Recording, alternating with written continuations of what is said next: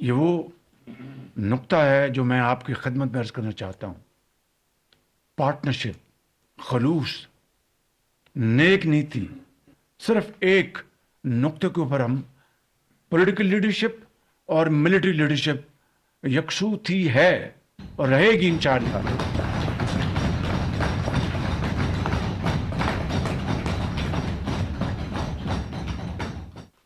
بسم اللہ الرحمن الرحیم۔ انتہائی قابل احترام deputy prime minister Ishaq Dar صاحب اور انتہائی قابل احترام کابینہ کے آنریبل ممبرز، گورنمنٹ آفیشلز، خواتین وزرات، السلام علیکم۔ آج ہم ایک ایسے موقع کے اوپر اکٹھے ہوئے ہیں کہ جب کہ پاکستان کو اللہ تعالیٰ نے اپنی بے پایاں فضل و کرم سے وہ عزت عطا فرمائی ہے کہ جو اگر کوئی عمر بھر اس کے لیے توقع کرتا رہے، تگ و دو کرتا رہے، کوشش کرتا رہے، تو اس ذات باری تعالیٰ کی مرضی کے بغیر نہیں مل سکتی۔ آج جس عزت سے پاکستان کو اللہ تعالیٰ نے نوازا ہے، میں سمجھتا ہوں کہ اس میں نہ صرف آپ سب کی اجتماعی کاوشیں، خلوص، محنت، امانت اور دیانت، اور سب سے بڑھ کر اپنے مسلمان بھائیوں کے لیے، ان دوست ممالک کے لیے،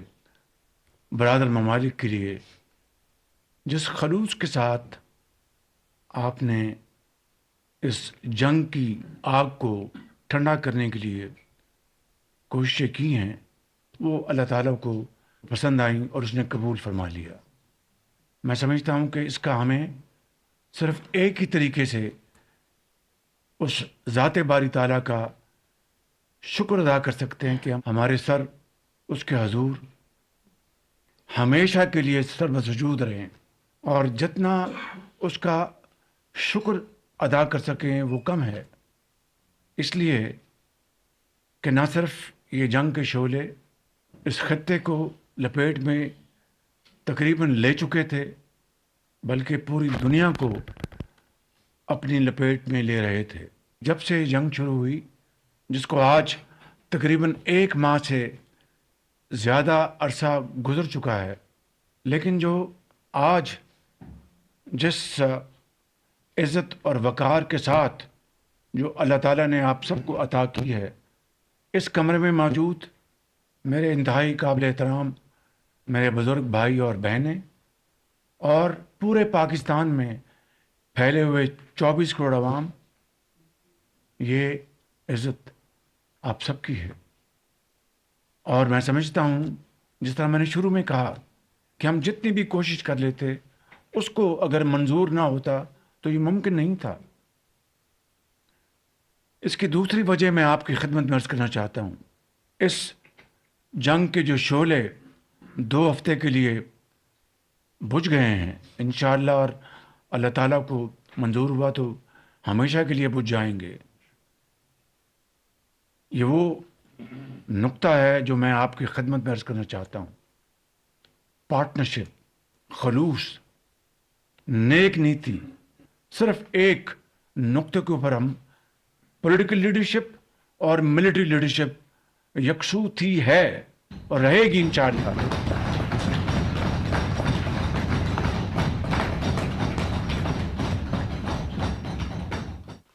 یہ وہ اصل نقطہ ہے جو اللہ تعالیٰ کو پسند آیا، اور آپ نے اپنے فجر کی نماز یا تہجد کی نماز کے بعد جس طرح آپ لوگ اور پوری قوم چاروں صوبوں میں جس طرح سر بسجود رہی کہ یا اللہ، یہ جنگ جس میں بھائی کو بھائی سے لڑانے کی کوشش کی جا رہی تھی، اور فروئی جو مسائل کھڑا کر کے خدا نخواستہ مختلف مکاتب فکر کے جو مسلمان ہیں، جو ایک خدا، ایک رسول اور ایک کتاب کو ماننے والے ہیں، یعنی ایک قرآن کو ماننے والے ہیں، ان کو آپس میں لڑا دیں، لیکن اس خدائے بزرگ و برتر کو یہ منظور نہیں تھا. بڑی اندرونی سازشیں بھی اور بیرونی سازشیں بھی ہوئیں بے پناہ. میں اس کی تفصیل میں نہیں جانا چاہتا. میرے انتہائی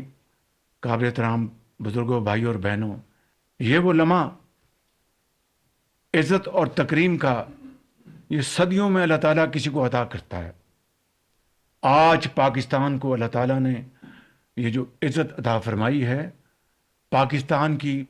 تاریخ میں it is the most shining moment. Tokyo سے لے کر لندن تک اور کاسا بلانکا سے لے کے کوالالمپور تک ٹیلی ویژنز اور تمام جو ادارے جو ہیں جس طرح آج پاکستان کا ذکر کر رہے ہیں، اس طرح کا منظر دیکھتے آپ کبھی نہیں دیکھا.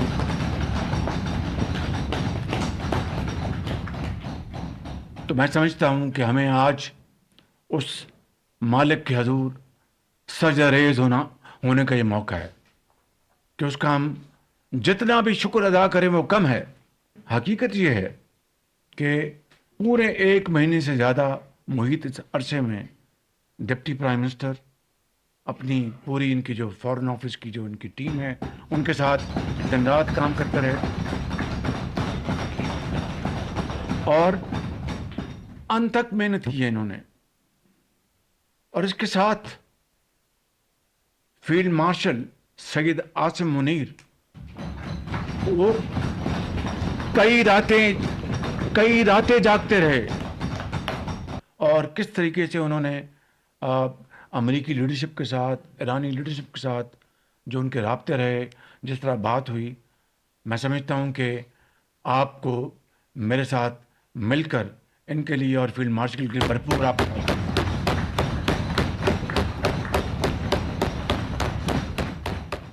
اور یہ اگر کاوش ہے، اگر اس کو منظور نہ ہوتا تو یہ سفارتی کامیابی ہمیں حاصل نہ ہوتی. باخدا یہ بات، this is the moral of the story. اور پوری رات ہم لگے رہے اور جس طریقے سے یہ چیز آرگنائز ہوئی، یہ ایک ایسی تصویر ہے، ایسی کہانی ہے کہ جس کو اگر ہم اس کو کتاب کی شکل میں لائیں گے تو اس قوم کے لیے، آئندہ آنے والی نسلوں کے لیے ایک بہت بڑا ایک سبق ہوگا کہ کس طرح مایوسی کی حالت میں مایوس نہیں ہوتے بلکہ اور اللہ تعالیٰ سے مدد مانگتے ہیں اور آگے کچھ کرنے کے اور بڑھتے ہیں.